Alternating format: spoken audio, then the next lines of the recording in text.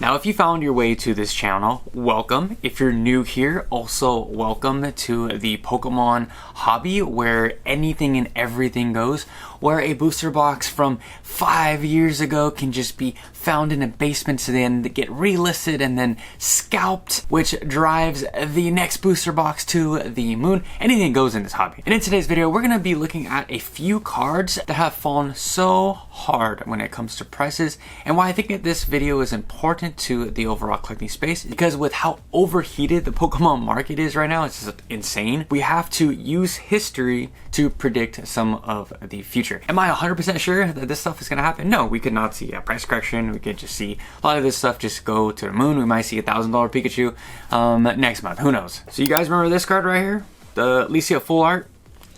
The ever so popular Surging Sparks has been out for quite some time now. The Lisia card is a pretty big card. That card is on today's list. Don't worry, we're going to get to it.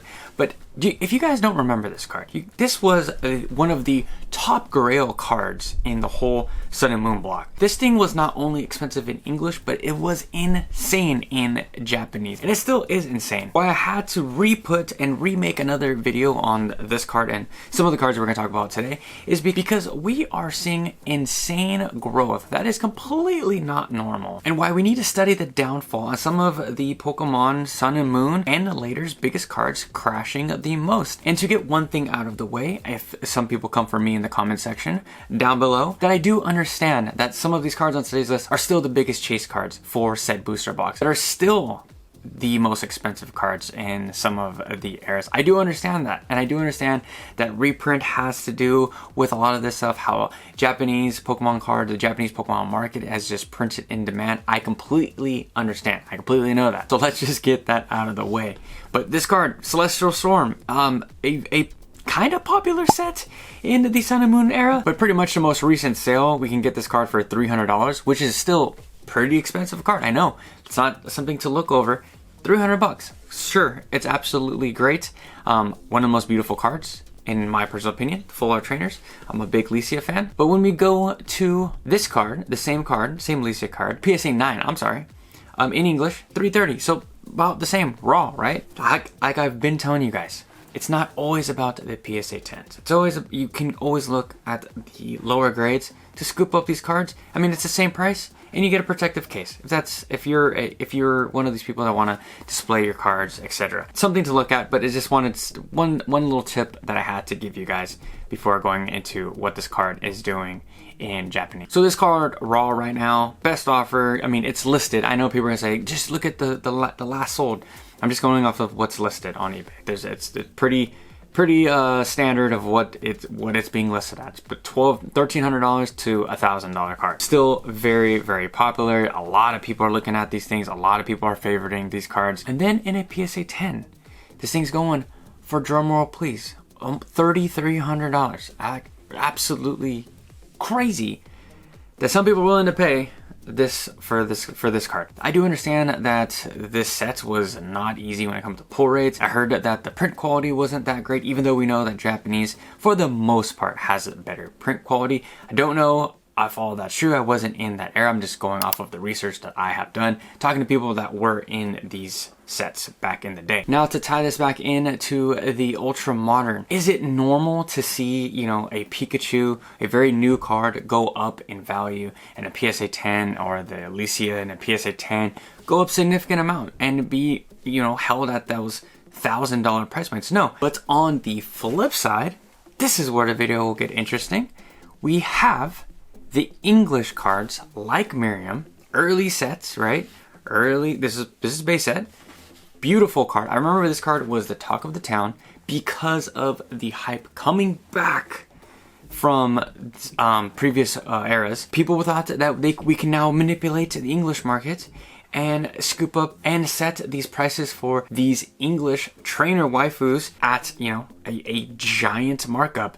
But they were highly mistaken. And this is a bad example. PSA 10, $500. That's not right. Let's go to a better example. If you want this card raw, you can get it for $25. This card is super sick, very unique. It was the alternate art when it comes to like trainers. I understand we got that trainer galleries and in Scarlet and Violet, in Sword and Shield, as well as a lot of those texture trainer gallery cards that I consider alt arts. That was the beginning of the special illustration rares in Crown Zenith. I loved how Crown Zenith kind of gave us like a taste of what was going to come in the very near future. So then when I see again a card like the Paradise Dragona Lisia's Appeal, still a very, very expensive card in Japanese, especially how cheap Japanese is. I haven't seen what this card is doing in a PSA 10, but I'm sure it's doing probably 2-3x of 150 bucks. So again, we have to look at the past. This channel's whole goal is to not buy into FOMO, to not go out in the world on the internet and spend an absurd amount of money for your collection when we're almost certain, we're almost 100% for certain that these cards are going to come back to reality. We may miss the $3,300 Lisia card. We might, but I highly doubt it. With the print runs of these cards, like the Pikachu, like the Milotic, like the Lisia, whatever your jazz is, we are going to see a pullback, ladies and gentlemen. I felt like this video was an absolute must because there's so many new eyes coming into the hobby right now. Looking at some of these earlier cards and just not understanding why they're expensive or why they are so cheap. If you guys follow Opossum Bud, he made a video way better than this one, but it's talking about how the Gardevoir is so cheap. Someone on his channel that was new was like, hey, why is the Gardevoir so cheap? Or why is the Miriam so expensive? Or why was the Dender so expensive at one point? It's just all timing. That's the thing about the Pokemon community, Pokemon TCG collecting, investing, playing space, is that everything is so time sensitive. We can be out of the loop for 3-4 months, and then your favorite card was $25. Let's say the Miriam card we're looking at right here, it can just go shoot up to the moon tomorrow because a bunch of people wanted to buy up a few cards, or there was some narrative spread around it. And when I first got back into this hobby, I was not too sure. I didn't want to believe the conspiracy theories or the market manipulation talks. I thought that it was just mumbo jumbo.